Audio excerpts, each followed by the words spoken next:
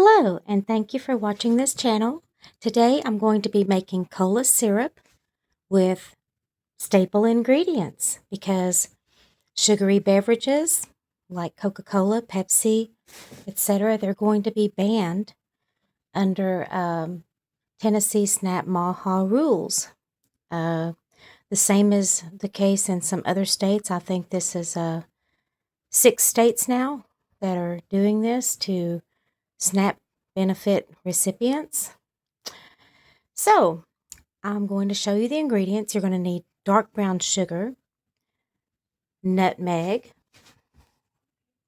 ground coriander or coriander seed, cinnamon sticks, pure vanilla extract, white sugar, granulated sugar, the zest of an orange, the zest of a lemon, the zest of a lime, and 2 cups of water. Also, for the carbonation part, you'll need either seltzer water or club soda. First step is to zest the lemon and the lime and the orange. And I just use a old-fashioned grater. If you have something better, use that. You can peel these fruits, but you have to peel them very carefully. You don't want to include the pith, because the pith is going to give it more of a bitter flavor. You're going to get some pith with grating and zesting, but when you peel, you just have to peel it very carefully so that you don't include a bunch of pith. So here we go. Okay, so the hardest thing about this recipe is gathering the ingredients and measuring them out. So 2 cups of water, 1 cup of brown sugar, 2 cups of white sugar, of course the zest of 1 lemon, 1 orange, and 1 lime, 2 cinnamon sticks, half a teaspoon of ground coriander or coriander seed, half a teaspoon of nutmeg, and 1 teaspoon of vanilla extract. Now I'm going to put the brown sugar in a heavy bottom nonstick saucepan, okay? And I'm going to start it out on high, let it melt, and then I'm going to turn the eye off, okay? And I'm going to keep stirring, all right? And I'm going to use a silicone spatula. If you try to use something like a whisk, the sugar is going to get clumped up in the whisk, so you don't want to use a whisk. Now that it's all melted and I have it all smoothed out, it's time to add the white sugar. And we're going to turn the eye back up again to high until we get the white sugar dissolved. So you'll stir in the white sugar and it's going to get all clumpy, okay, and that's all right. After you get that all stirred up, like I said, we're on high. We're going to take the 2 cups of hot water and we're going to add. It's going to bubble like crazy, so be careful, don't get popped. And if you need to take it off the eye to stir it, that's fine. It will get all clumpy, okay? You can use a meat chopper to kind of stir it if that helps. But it will dissolve, and that's all you're looking for. You just want it to dissolve. Doesn't have to be beautiful, but it just has to dissolve. And it is. So don't let all those clumps and crystallization and everything scare you. Now I have turned the eye off to finish stirring, and you want to stir very carefully. And if you want to wear silicone gloves, okay, that might be good too if you have them. Okay, so here we go. That's what it'll look like after it's all dissolved. All right, and like I said, you have to be careful. You have to control the heat with this because boiling sugar, you know, you can get a boil over really easy. Don't be afraid to remove it from the heat. Set it on a trivet for a minute. If it starts to boil over, just do what you have to do to control the liquid because you don't want it to boil over. You don't want to get burned by it. And so now it's time to add all of the other ingredients. So we'll add the vanilla and all the rest of this goodness. I think I'll do that off camera because I'm holding the camera. Okay, so we're going to simmer this on low, covered, for about 10 minutes to allow the oils from the orange, lemon, and lime zest, and also the cinnamon sticks, to seep into the liquid, and then I'll show you what to do next. I wish you could just smell this. It smells amazing. Now, my grandmother made something, she made it very similar, only she used browning sauce, and I think browning sauce is expensive, so I thought, let's do brown sugar instead to get that caramel color. And she also put dates in hers. Like, she cut up about 4 dates and let them simmer along with all the rest. And, dates, if you have them, throw some dates in there. If you don't, it's really not necessary. It does give it an interesting flavor, however. And please don't tell my grandmother I said any of that because, even though she was born in 1918 and she's long past, I'm like, shh, she might hear you. Changing one of her recipes. Now it's time to strain and cool. I have a fine mesh strainer over a bowl, and I'm using cheesecloth. This is like 3 yards. And so I cut a piece that's about 12 inches, okay, and it's like doubled or tripled over. And I'm going to put that in my fine mesh strainer. If you don't have cheesecloth, though, this is not a necessary step. Don't go out and buy cheesecloth. So there, I folded it and I put it in my strainer. And now it's time to take this delicious liquid. Sorry about that. I'm holding this camera. I couldn't get my tripod set up today. Then I'm just going to pour this into the fine mesh strainer. And you want to hold the handle of the fine mesh strainer when you do this. So I'm going to cut the camera off and do that. So there you have it. And what can you do with these leftovers? Well, you can let them cool and put them in a little container in the refrigerator. They'll keep for a few days. You can put them in a tea ball. Put some in a tea ball and steep your tea with it. It's delicious like that. Nothing has to go to waste. So in case you're wondering, this makes about 3 cups of cola syrup. And it is delicious. Now it's time to let it cool. I'm going to put it in the freezer for about an hour, and I'm going to stir it about every 10-15 minutes, and that just helps it cool faster. And I'm going to leave it uncovered while I'm doing this. While we're doing that, we're going to put our club soda and seltzer water in the freezer. You don't need to buy both, by the way. It's a matter of preference. A seltzer water is more mineralized, and club soda is basically just carbonated water. But, everybody has a preference, so I got both. This is going to make about 57 tablespoons of syrup, okay? So you want to put it, after it's cooled, into an airtight container, and you can keep it in the fridge for probably 2 or 3 weeks. Just watch it for signs of spoilage. And if you make this recipe and you decide, I don't really like this as a cola, you can use this to sweeten tea. You can stir it into homemade ice cream. There's just all kinds of things that you can do with this. So don't throw it away, whatever you do. Just be creative and enjoy the taste of this cola syrup. I know I do. So now I have 6 tablespoons of cola syrup. And I'm going to add a cup of club soda. Give it a stir.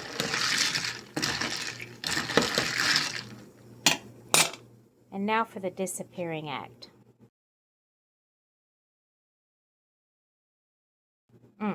Love it.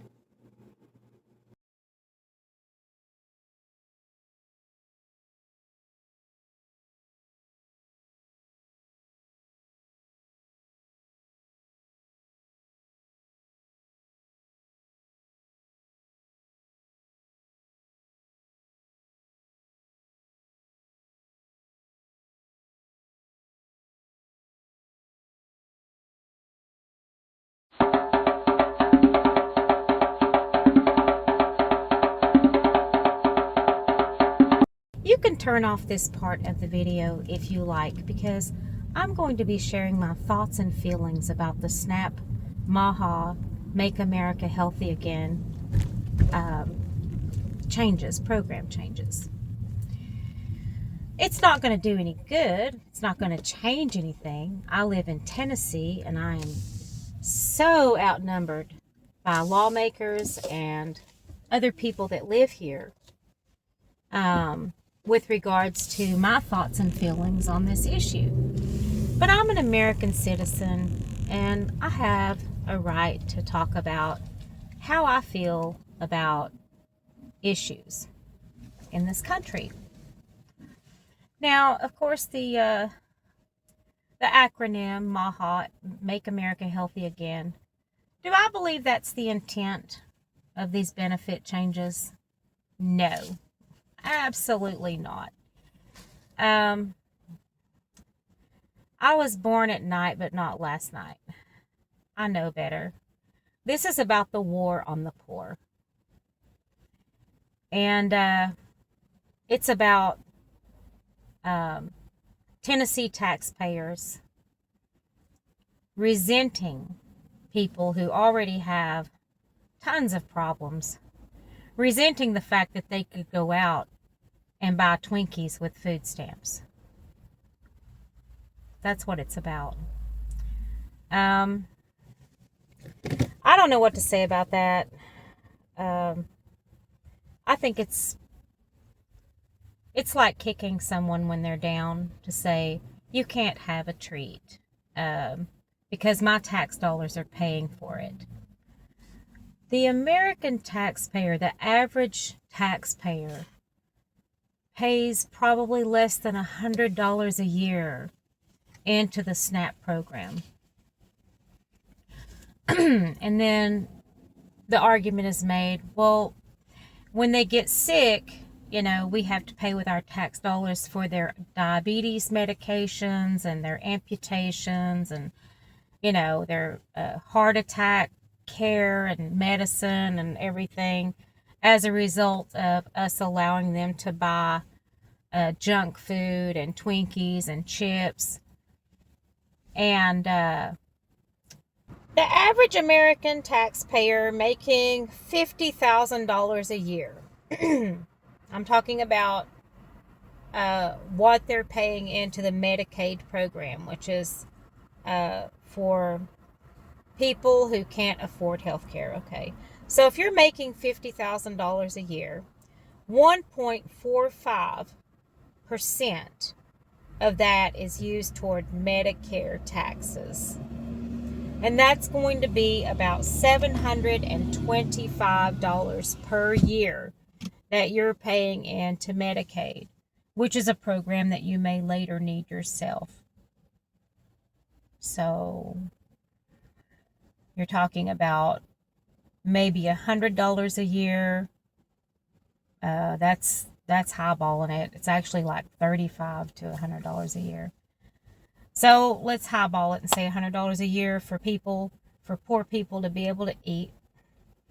And then if you're making $50,000 a year, you're paying in about $725. So that's $825 a year. So poor people can have health care and food. So what did I say that was? That's $825, right? $825 divided by 12 months. Okay, $68 a month you're paying into Medicaid so that the poor and the elderly can have health care and food stamps. So $68 a month. And if you're not making $50,000 a year, you're making less, you're paying less than that. And so I don't know what all this pissing and moaning about is. I mean, I'm not a wealthy person, and I'm not going to bitch about, $68 a month. I'm just not. If I'm making $50,000 a year, I'm not crying over $68 a month for the poor. I mean, I just think that's petty and trifling as hell. I do. Petty and trifling as hell. That's where I'm at. And I'm working with averages here. So, do I think it's petty to take that position?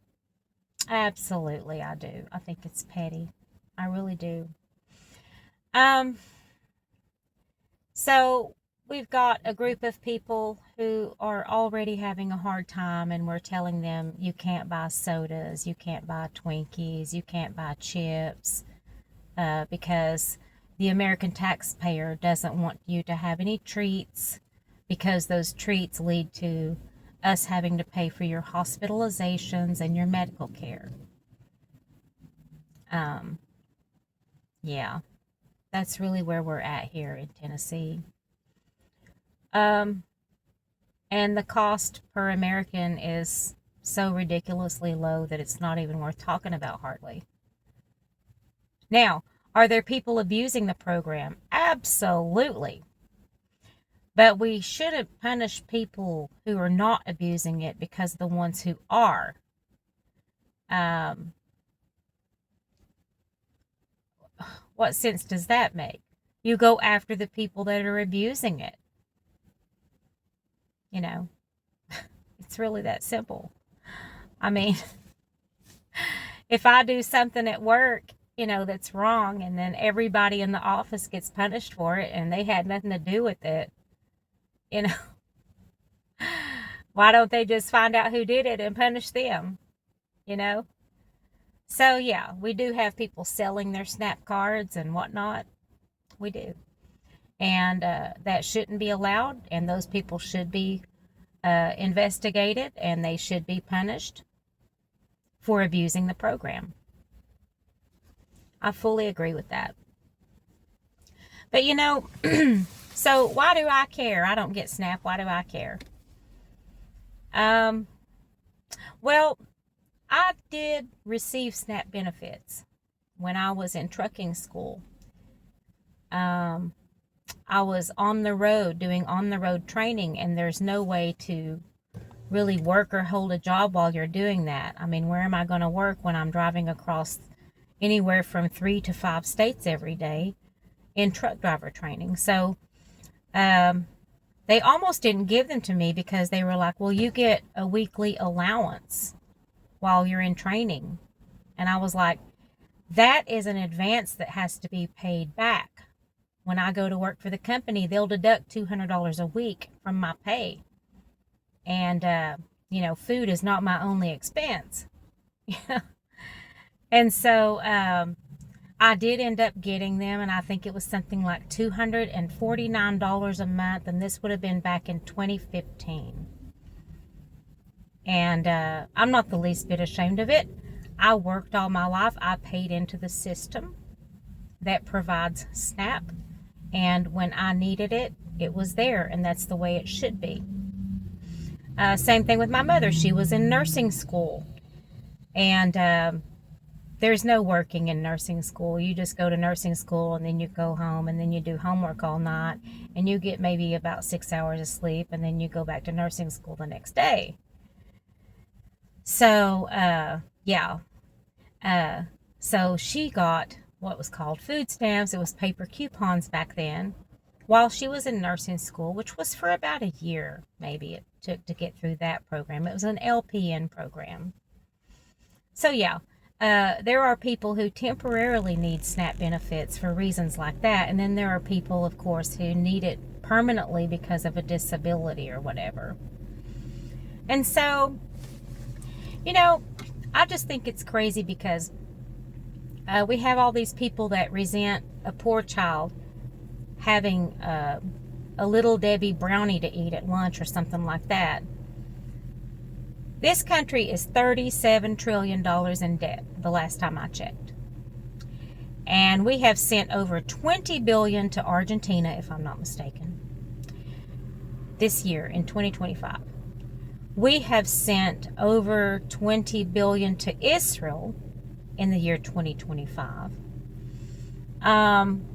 We have sent Israel over $320 billion since the Democratic Truman administration, as a matter of fact, which was over 70 years ago.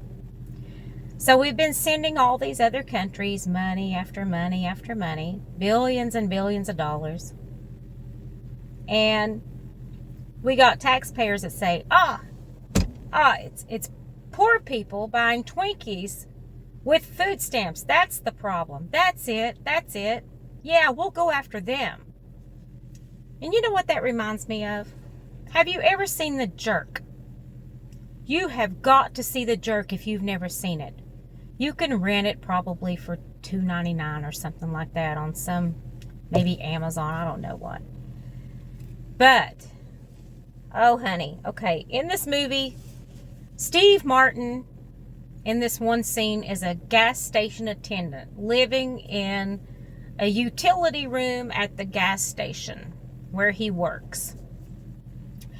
And some lunatic who's going through a divorce or something starts going through the phone book trying to find someone that he is basically going to take a rifle and shoot. He's looking for somebody. He's looking for a victim. So he finds this Steve Martin character, Navin Johnson is his name in the movie. And he goes, that's it. That's who I'm going to go after. And so he takes that rifle and he hides in a field, and he sees Steve Martin come out of the gas station. And next to Steve Martin is this shelving unit that has oil cans on it because it's a gas station and the oil cans are just sitting outside for people to buy. And all of a sudden he starts firing this rifle and he's hitting the cans. He's missing Steve Martin. And Steve Martin is sitting there going, oh, it's these cans. He hates these cans. That's what this reminds me of. It's smoke and mirrors, bait and switch. Bullshit is what it is. And I don't want the karma of people who resent some child from a disadvantaged family opening up a Twinkie or a brownie or something out of a Little Debbie's box and having that at the lunch table at school. I don't want that afterlife karma. I don't want that. So even if I'd never received a SNAP benefit in my life or food stamps when I was a kid or whatever, this is wrong. It's wrong. It's just plain wrong. Now, it does no good for me to say that because, like I said, I'm outnumbered here. I'm grossly outnumbered here in the state of Tennessee. Most taxpayers here are like, oh, I can't take poor people, buying Twinkies with food stamps. We got to do something about this. Never mind the $37 trillion deficit. Never mind the billions and billions and billions of dollars we send to other countries. Which, by the way, those countries, take Israel for instance. When a child is born in Israel, the government gives them, that's right, gives them money to help them take care of their child, their newborn. Every time they have a child. If I'm not mistaken, they get a minimum of 13 or 15 weeks paid maternity leave, courtesy of the country of Israel. That's not something that is a benefit from a company that you work for in Israel. That's Israel's policy across the board. They get free college. Yes. And we're sending them billions, and we don't have those benefits for our taxpayers in this country? What are we doing here? What are we doing here? Now, I don't know what I sound like. I probably sound like what's known as a fiscal conservative. I'm probably considered a social liberal and a fiscal conservative because I believe that our tax dollars that are forcibly taken from us should serve us and us only, nobody else, no other countries. Now, if there's a earthquake somewhere like Haiti and we want to send aid to Haiti so those people can eat or whatever, yeah, I'm not going to really say anything about that. That's just a gesture of goodwill from one country to another. So I'm not talking about things like that. I'm talking about, let's send billions of dollars to Israel and pick on disadvantaged and poor people and disabled people and sick people and elderly people and say they can't buy Twinkies with food stamps and pretend like they're the problem when they're not, when they're clearly not. You know, we got homeless veterans in the street, but we got billions for Israel. We got billions for Argentina. We got billions for all these other countries. At any moment, somebody can walk into an elementary school with mommy issues and a firearm and plow down a social studies class because it's not in our budget to make sure that all public schools have qualified officers to prevent that from happening. We'd rather send billions to Israel than take care of our own children. Yeah. And the people here that live around me, they don't have a bit of issue. I guess they never thought about it. And if they did, they don't care. They would rather make poor people buying Twinkies with food stamps the problem. And I think it's ridiculous. And like I said, I don't want their karma on Judgment Day. I don't want it. Because I don't believe that Jesus would have a bit of a problem with a taxpayer funding a child who's disadvantaged, whose parents may be out of work or disabled or something like that. Jesus is not going to say, now I don't want these taxpayers paying for some poor child to have a brownie out of a Little Debbie box. I don't want that. That's not Jesus, people. That ain't Jesus at all. If that's your Jesus, man, you keep that Jesus, because that one ain't real. I'm sorry, honey. I'm sorry. So yeah, I'm a fiscal conservative is what it amounts to. I believe that we don't give away money when we have a deficit of $37 trillion. We don't have it to give. Okay, if I owe $25,000, how am I going to give you $100 when I owe a bunch of money? I can't. I don't have it because I owe money. You know, I mean, I can, but it's not responsible. It's not, you know, giving somebody money when I'm in a deficit. It doesn't make sense. It can be done, but it doesn't make sense. So yeah, the government has failed to convince me that poor people buying Twinkies with food stamps is the problem. My friends have failed to convince me. My family has failed to convince me. Local lawmakers, they've all failed to convince me that poor people buying Twinkies with food stamps is the problem in this country. That's the problem with our budget, because it absolutely is not. It is not. Y'all just being petty. You're just being petty and trifling. So, is this, I guess I'll call it human dignity cola. Is this cola cheaper to make? No, it isn't. An average cost of a 2-liter bottle of Coke is $3.50 plus tax, almost $4 a bottle if it's not on sale. That's where I live. It's going to be more expensive in certain places. It costs about $6 if you don't have bulk ingredients like bulk sugar, bulk this, bulk that, bag of oranges, bag of, you know, if you're just buying individual, you know. And so the cost breakdown I came up with was about $5 or $6 to make this 2-liter syrup that'll make 2 liters of cola. So that's like 80 cents for the white sugar, because it's about 40 cents a cup if you're buying a 5-pound bag. You know, about 50 cents for the brown sugar, about 80 cents for an orange, about 50 cents for a lemon, about 50 cents for a lime. Probably about 10 cents for a half a teaspoon of nutmeg, probably about 10 cents for a half a teaspoon of coriander, probably about 80 cents for 2 sticks of cinnamon. The club soda, 1 liter is $1, so there's $2 there. So that comes in at around $6. So why bother? Well, for one thing, I actually like the flavor better if I'm using 6 tablespoons of the syrup. If you like it less sweet, use 5 tablespoons with a cup of club soda or seltzer water. Also, there's less processed ingredients in it. It's just basically sugar and some spices. There's no high fructose corn syrup. So it might be a little bit healthier, but I actually like the taste better than regular cola. I don't know. But like I said, if you don't like it, you can always pour it on homemade ice cream. You can use it to sweeten tea.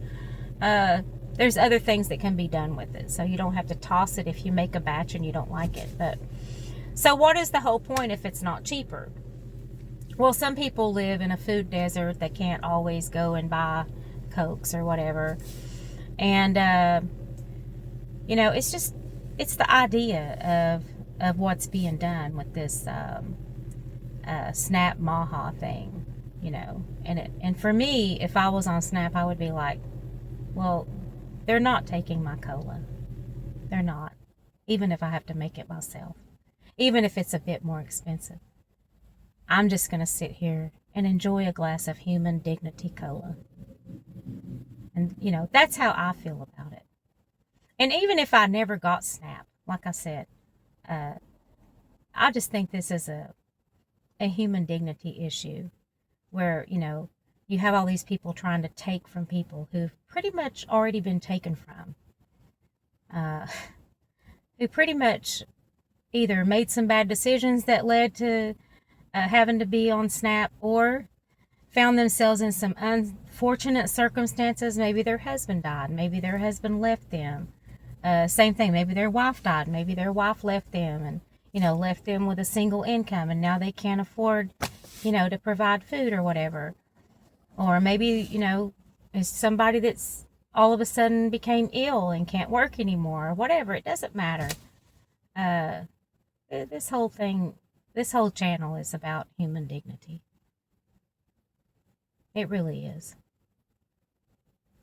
And, you know, I just want to help people who are going through this. And I just want to let them know I'm not hating on anybody that's getting SNAP benefits on my tax dollars. You know, I'm not. Because if you're on SNAP, chances are you got some issues to deal with. I know that was the case when I was on SNAP. I had some very difficult issues to deal with. I hope that you find these videos helpful. Some of them may be more cost effective. Some of them may not. I'll always try to give you the heads up if it's going to be the same or even more to make it yourself. But I appreciate you listening, and I hope you have a wonderful day. Bye.